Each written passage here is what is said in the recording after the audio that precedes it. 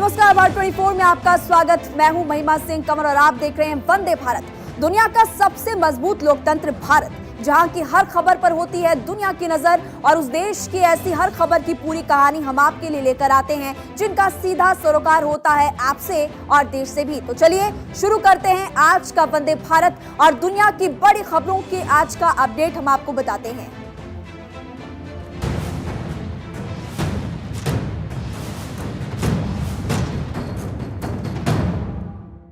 तो यहाँ पर अभी आपने पूरे विश्व से जुड़ी हुई तमाम बड़ी खबरें देखी थी सुपरफास्ट अंदाज में। अब आपको बड़ी खबर बताएंगे। 1 महीने से ज्यादा का वक्त बीत चुका है, गुजर चुका है, लेकिन मणिपुर में हिंसा थमने का नाम नहीं ले रही। पिछले 2-3 दिन से लगातार आपने देखा है तस्वीरें भी कि हिंसा का जो दूसरा दौर है अब शुरू हो चुका है, और ऐसे में चिंताएं लगातार बढ़ती जा रही है। आखिर कैसे वहां की सरकार की चिंताएं बढ़ी हुई, प्रशासन कैसे अलर्ट मोड पर है, आपको इस रिपोर्ट के जरिए बताते हैं।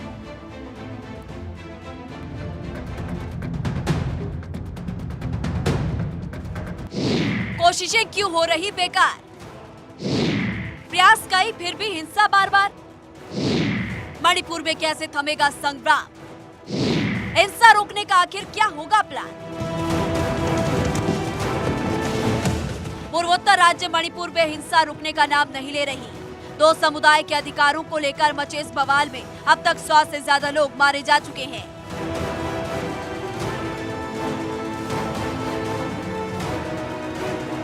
तमाम सुरक्षा व्यवस्था और हजारों सुरक्षा बलों की तैनाती के बावजूद हिंसा पर काबू नहीं पाया जा सका है। सड़कों पर तो हिंसा हो ही रही है।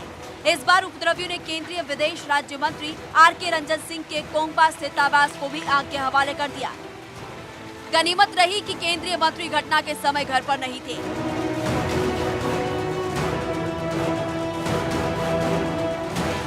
मणिपुर में हालात लगातार बेकाबू होते दिख रहे हैं। 2 समुदाय के अधिकारों को लेकर शुरू हुई इस लड़ाई में लगातार हिंसा हो रही है।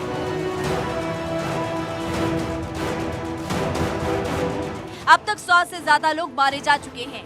तमाम सुरक्षा व्यवस्था और हजारों सुरक्षा बलों की तैनाती के बावजूद हालात पर काबू नहीं पाया जा सका है।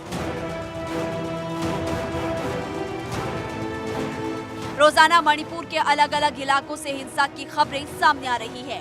उपद्रवी अब नेताओं के घरों को निशाना बना रहे हैं।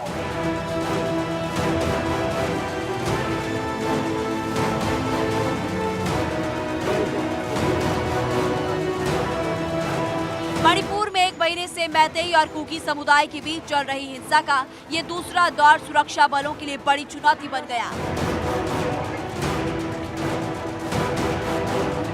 इस बार खेमन लोक इलाके में फिर से हिंसा का ये दौर देखा जा रहा है।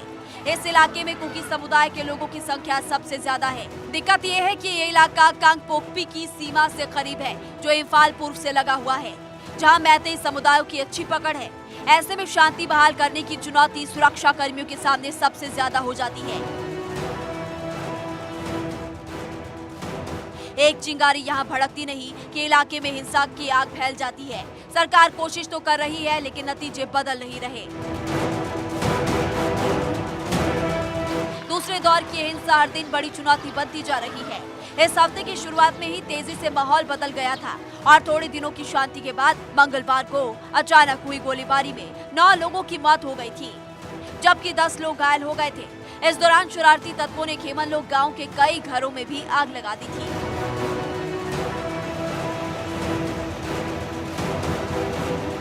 ये तस्वीरें बताने के लिए काफी है कि मणिपुर में जमीन पर यह जंग का दौर कितना भयानक हो चुका है। राज्य में 16 में से 11 जिलों में कर्फ्यू लगा हुआ है, जबकि इंटरनेट सेवाएं भी बंद है। इतना ही नहीं, लोगों को जरूरी सामानों के लिए भी बड़ी मुशक्कत करनी पड़ रही है। तो विपक्ष भी सरकार से सवाल कर रहा है। देश माननीय अमित शाह जी से जवाब चाहता है। आप तो गए थे ना, 3 दिन रुके भी थे। उसके बाद आपने बहुत गर्व से कहा था कि मामला सुलझ गया, फॉर्मूला सफल हो गया, मणिपुर में शांत हो गई। पर सच्चाई ये है कि एक पल की भी शांति वहाँ नहीं थी। मणिपुर के अंदर जो खबरें आ रही हैं, मणिपुर उन खबरों से ज़्यादा जल रहा है। मणिपुर के हालात बहुत ख़राब हैं, और वहाँ की सरकार और भारत सरकार उनकी समस्याओं का समाधान न कर रही है न करना चाहती है। अमित शाह जी कहे थे, क्या करके आए आप जब तक उन तमाम समुदाय के नेताओं से बैठ के उनकी समस्याओं का समाधान नहीं करेंगे, मणिपुर जलता रहे। मणिपुर में 1 महीने से ज्यादा का समय बीत चुका है, लेकिन हिंसा से प्रभावित इलाकों में शांति की कोशिशें अभी भी जारी है और सारी की सारी कोशिशें नाकाम ही है। शांति कायम रखने के लिए सेना और अर्धसैनिक बलों के जवानों को तैनात किया गया है, लेकिन पुलिस के सामने भरोसे की चुनौती है, क्योंकि वो अपने अपने समुदाय के लिए सहानुभूति रखते हैं, तो शांति समितियों की कवायद भी रंग नहीं ला पाई है। नतीजा ये है कि मणिपुर में हिंसा थम नहीं रही और इस बवाल की बयार को थामने के रास्ते फिलहाल नहीं तलाश पा रहे हैं। Bureau report, Bharat 24। आखिर मणिपुर में हिंसा थम क्यों नहीं रही? इसके लिए हिंसा की पूरी कहानी को समझना बहुत जरूरी है। मणिपुर की राजधानी इम्फाल बिल्कुल बीच में है। इम्फाल पूरे प्रदेश का 10% हिस्सा है, यानी कि प्रदेश की 57% आबादी इम्फाल में रहती है। बाकी चारों तरफ अगर आप देखेंगे तो 90% हिस्से में पहाड़ी इलाके आते हैं। अब पहाड़ी इलाकों में प्रदेश की 42% आबादी रहती है। इम्फाल घाटी वाले इलाकों में मैतेई समुदाय की आबादी ज्यादा रहती है और ये ज्यादातर हिंदू होते हैं। मणिपुर की कुल आबादी में इनकी हिस्सेदारी करीब 53% यानी कि 53% है। कुल 60 विधायकों में से 40 विधायक मैतेई समुदाय से ही आते हैं। अब पहाड़ी इलाकों में 33 मान्यता प्राप्त जनजातियां रहती है और इनमें से प्रमुख रूप से नागा और कुकी जनजाति है। ये दोनों जनजातियां मुख्य रूप से ईसाई हैं। मणिपुर में 8% आबादी मुस्लिम और सनमही समुदाय की भी है। अब आर्टिकल 371C के तहत मणिपुर की पहाड़ी जनजातियों को विशेष दर्जा और सुविधाएं दी गई है। ये सुविधाएं मैतेई समुदाय को फिलहाल नहीं मिलती है। लैंड रिफॉर्म एक्ट की वजह से मैतेई समुदाय पहाड़ी इलाकों में जमीन नहीं खरीद सकता है, जबकि जनजातियों पर पहाड़ी इलाकों से घाटी में आकर बसने पर कोई रोक भी यहाँ पर नहीं है। अब मैतेई समुदाय आदिवासी दर्जा देने की मांग लगातार कर रहा है। मामला मणिपुर हाईकोर्ट पहुंचा तो हाईकोर्ट ने राज्य सरकार को निर्देश दे दिए। इसके बाद केंद्रीय जनजातीय मामलों के मंत्रालय से सिफारिश करने के लिए कहा गया। अब सिफारिश में मैतेई समुदाय को जनजाति का दर्जा देने के लिए कहा गया। हाई कोर्ट के फैसले के बाद से विरोध और ज्यादा बढ़ गया और उसके बाद बात आ गई हिंसा तक। अब तक मणिपुर में हिंसा थमी भी नहीं है। ऐसे में सवाल ये उठता है कि क्या क्या कदम उठाए गए, तो वो भी हम अब आपको समझाते हैं कि कौन कौन से वो कदम यहाँ पर उठाए गए हैं। हिंसा के बाद केंद्र सरकार ने कानून व्यवस्था को अपने हाथ में ले लिया। खुद आपने देखा, केंद्रीय गृह मंत्री अमित शाह वहां पर पहुंचे थे। अमित शाह ने खुद 5 दिनों तक मणिपुर में वो रहे, सेना और अर्धसैनिक बलों को तैनात किया और कई जिलों में कर्फ्यू भी लगा दिया गया, जो कि अब तक अभी भी फिलहाल जारी है। लेकिन पूरे राज्यों में इंटरनेट को भी अब बंद किया गया है। अब तक 60,000 से ज्यादा लोग पलायन भी कर चुके हैं। अब तक 40 उग्रवादियों को मुठभेड़ में भी मारा जा चुका है। पुलिस, सेना और अर्धसैनिक बलों को सख्त कार्रवाई के भी यहाँ पर निर्देश दिए गए।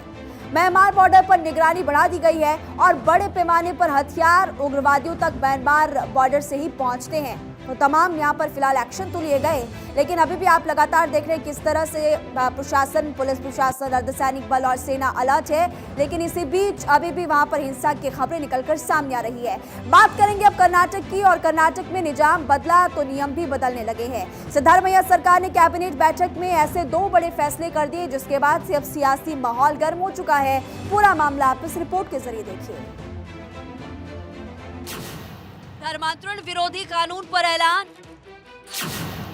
कर्नाटक सरकार का कानूनी वापसी का फरमान, किताबों से हटाए जाएंगे हेडगेवार, महापुरुषों पर बार पलटवार। कर्नाटक में सरकार बदलने के साथ ही अब वो सारे फैसले बदलने की शुरुआत हो चुकी है जो इसके पहले बोम्मई सरकार ने अपने कार्यकाल में लिए थे। सियासत में सिद्धांतों की लड़ाई बड़ी होती है और इसी राह पर चलते हुए सत्ता में आते ही कर्नाटक की कांग्रेस सरकार वो सारे फैसले बदल रही है जो पार्टी के सियासी खांचे में अनफिट साबित हो रहे थे। चुनाव के दौरान ही कांग्रेस ने कई वादे किए थे। उन वादों को आगे बढ़ाते हुए महीना बीतते ही कांग्रेस सरकार ने भाजपा सरकार के लाए गए धर्मांतरण के कानून को रद्द करने की न सिर्फ पूरी योजना बना ली है, बल्कि कर्नाटक कैबिनेट ने इस पर मुहर भी लगा दी है। जल्द ही इस प्रस्ताव को विधानसभा में लाया जाएगा। कांग्रेस के विरोध के बीच ये बिल 2022 में कर्नाटक में लागू किया गया था, जिसमें धर्मांतरण पर सख्त सजा तय की गई थी। फैसले के बाद अब सियासी पारा तो चढ़ ही चुका है। बीजेपी को मुस्लिम तुष्टीकरण को लेकर कांग्रेस को घेरने का मौका भी मिल गया है। Anti conversion bill Bharatiya Janata party लाया था, उसका अभी पाटिल जी जो लॉ मिनिस्टर है वापस लेने के बात कह रहे हैं। हम बहुत क्लियर से बोल सकते हैं ताकि वो बिल वेरी इंपॉर्टेंट बिल था जो कर्नाटक में बहुत बड़ा पैमाने पर कन्वर्शन करने का काम चल रहा था। स्पेशली दो कम्युनिटी का बीच में कन्वर्शन का बात चल रहे थे और कर रहे थे, उसका रोकने के लिए Bharatiya Janata party bill important bill लाए थे। अगर वो लोग वो बिल को वापस लेना चाहते हैं तो हाउस और हाउस के बाहर भी भारतीय जनता पार्टी उसके प्रोटेस्ट करेंगे।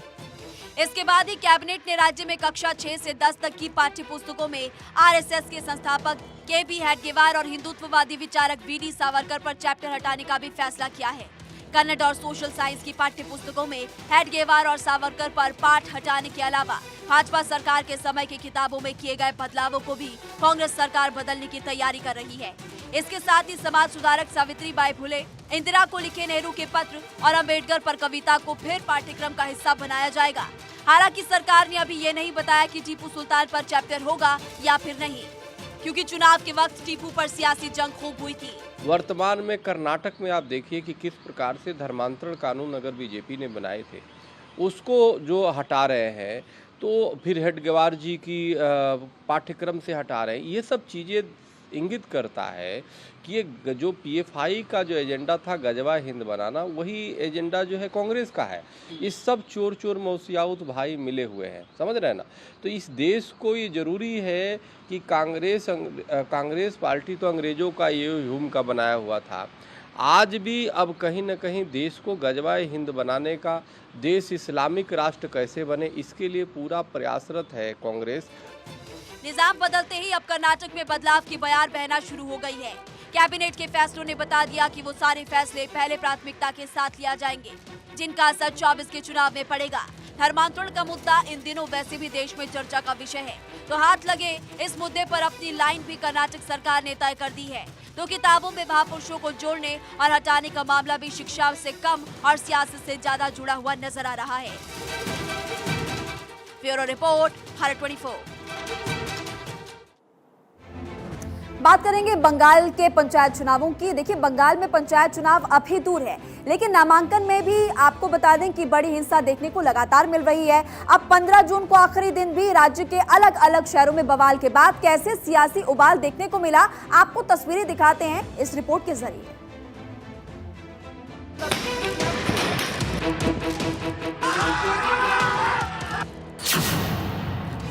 चुनावों में हिंसा और बवाल, बंगाल के सियासी सवाल, बीजेपी टीएमसी में बार पलटवार, आखिर हालातों का कौन जिम्मेदार। पश्चिम बंगाल में इन दिनों सियासी पारा चढ़ा हुआ है। पंचायत चुनाव में हिंसा की एक के बाद एक घटनाओं के बाद ही बीजेपी और टीएमसी आमने सामने है। पश्चिम बंगाल में पंचायत चुनावों के नामांकन का 15 जून को आखिरी दिन था, लेकिन हिंसा का दौर आखिरी दिन भी जारी रहा। राज्य के अलग अलग जिलों से हिंसा की तस्वीरें सामने आती रही। कहीं मारपीट हुई तो कहीं पर गोली और बम चले। बंगाल में हिंसा को लेकर भाजपा ने ममता बनर्जी की सरकार और पुलिस को घेरा। उन्होंने कहा कि एक काला अध्याय है। आप सभी जानते हैं कि पश्चिम बंगाल में पंचायत चुनावों में जिस प्रकार के विचलित करने वाले दृश्य निरंतर दिखाई पड़ रहे हैं, वो लोकतंत्र के प्रति संवेदना रखने वाले किसी भी व्यक्ति को व्यथित करते हैं। हिंसा का जो तांडव दिखाई पड़ रहा है, ये कष्टकारक है, दुखद है और मन में आक्रोश भरने वाला है। बंगाल की वह भूमि जहां कभी रविंद्र संगीत सुनाई पड़ता था, आज बम के धमाके सुनाई पड़ते हैं। बंगाल में 8 जुलाई को पंचायत चुनाव के लिए मतदान होने हैं। 11 जुलाई को मतगणना होगी, लेकिन जिस तरह से कार्यकर्ताओं में टकराव देखने को मिला, उसने बंगाल के इन चुनावों को फिर से हिंसक बना दिया। राज्य की सीएम ममता बनर्जी इस हिंसा के लिए टीएमसी पर लग रहे आरोपों को शुरू से नकारती रही, लेकिन न हिंसा रुकी, न बवाल के हालात बदले। इस्लामपुर और चोपड़ाয় গানটা একটু বন্ধ রাখলে হয় না? ইসলামপুর এবং চোপড়ায় যে প্রবলেমটা হয়েছে, এই প্রবলেমের সাথে পার্টি কোনোভাবে ইনভলভ নয়। बंगाल में पंचायत चुनाव के नामांकन के दौरान हुई हिंसा का एक नया पहलू ये है कि इस हिंसा ने कांग्रेस और बीजेपी को एक साथ ला दिया है। दोनों ही पार्टियां लगातार राज्य और चुनाव आयोग को पत्र लिखकर टीएमसी पर हमला बोल रही है। बंगाल की विपक्षी पार्टियों के निशाने पर भले ही ममता बनर्जी हो, लेकिन कानून व्यवस्था बिगड़ने से हिंसा की घटना के लिए ममता सरकार ने बीजेपी को ही जिम्मेदार माना है। बंगाल की सियासी लड़ाई हिंसा से लाल हो गई, पर ना तो सख्त कार्रवाई हुई और ना ही सियासी बयानबाजी रुकी। আমরা কথা দিচ্ছি 2024-এ নরেন্দ্র মোদীকে আমরা ভারতবর্ষের চেয়ার থেকে সরাবই রাজনৈতিকভাবে, এটা আমাদের শপথ। কত নমিনেশন জমা হয়েছে কাল পর্যন্ত? 2,31,000। তৃণমূল কংগ্রেস একক পার্টি একা লড়ছে, তাই তাকে সবচেয়ে নমিনেশন দিতে হয়। তারা 82,000 নমিনেশন দিয়েছে, আর বিরোধী দলগুলো মিলে 1,00,000-1,50,000 নমিনেশন দিয়েছে। बंगाल में पंचायत चुनाव में अभी काफी दिन बाकी है, लेकिन नामांकन में ही जो हालात देखने को मिले वो राज्य की कानून व्यवस्था पर बड़े सवाल खड़े करते हैं। जिम्मेदार जो भी है, बेहतर यही होता है कि सियासत से ज्यादा हालात सामान्य करने पर जोर होता। Bureau report, Bharat 24। और अब बात करेंगे शांतिप्रिय प्रदेश जो कि हिमाचल प्रदेश है, जहां पर इस वक्त बवाल मचा हुआ है। हिमाचल प्रदेश के चंबा में हालात बिगड़ गए हैं। यहां पर मनोहर नाम के एक युवक की 8 टुकड़ों में लाश मिली थी। अब बताया गया कि वो मुस्लिम लड़की से मोहब्बत करता है जो लड़की के घर वालों को पसंद नहीं थी, इसलिए उसकी हत्या कर दी गई। और इस पूरे मामले को लेकर जमकर लोगों में आक्रोश है, सड़कों पर प्रदर्शन लगातार जारी। तो वहीं पर सियासत में एक दूसरे पर लगातार सवाल भी दागे जा रहे हैं। रिपोर्ट आप देखिए।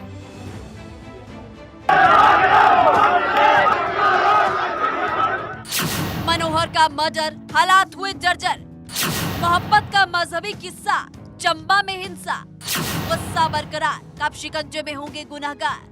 इंसाफ का सवाल, हिमाचल में बढ़ा बवाल। किहार थाने के संगनी चौकी के इलाके में एक हत्या का मामला सामने आया, जिसमें एक 21 वर्षीय युवक की हत्या की गई है। और धार्मिक रंग देने की जरूरत नहीं है, हमें कार्रवाई करनी है और हमने उसमें सख्त कार्रवाई की है। अपनी संवेदनाएं व्यक्त करने के लिए, मदद करने के लिए, इस दुख की घड़ी में हम उनके साथ हैं, इस बात के लिए यहाँ पर आए। लेकिन इस प्रकार से वहाँ जाने से रोकना, मैं समझता हूँ कि कतई भी तर्कसंगत नहीं है।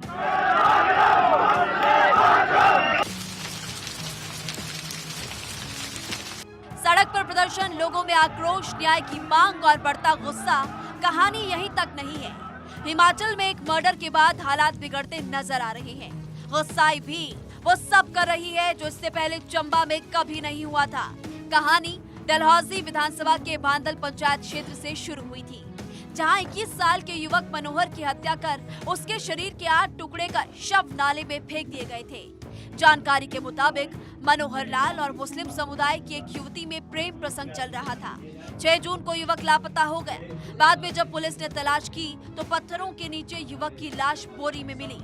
मनोहर के शरीर को 7 से 8 हिस्सों में काटा गया था। बताया जा रहा है कि कुछ हिस्से बहाए भी गए।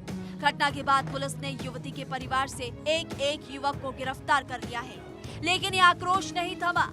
गुस्साई भीड़ ने आरोपी के घर को आग के हवाले कर दिया। हालात बेकाबू होता देख प्रशासन ने 60 दिनों तक धारा 144 लागू कर दी है। किहार थाने के संगनी चौकी के इलाके में एक हत्या का मामला सामने आया, जिसमें एक 21 वर्षीय युवक की हत्या की गई है। यह युवक 6 तारीख से मिसिंग था, जिसकी डेड बॉडी कल हमें बरामद हुई है। मामले में 302 आईपीसी में मुकदमा दर्ज कर लिया गया है और एफएसएल की टीम स्पॉट विजिट कर चुकी है और हम जरूरी साक्ष्य इसमें जुटा रहे हैं। मामले में अभी तक 3 संदिग्धों को हमने डिटेन किया, जिनसे पूछताछ जारी है और कोशिश यही है कि हम साइंटिफिक इन्वेस्टिगेशन करके और जितने भी साक्ष्य हम जुटा सकते हैं सारे जुटा के और पूछताछ करके मामले को तार्किक निष्कर्ष तक पहुंचाएं। वहीं मुख्यमंत्री सुखविंदर सिंह सुक्खू भी हालातों को देख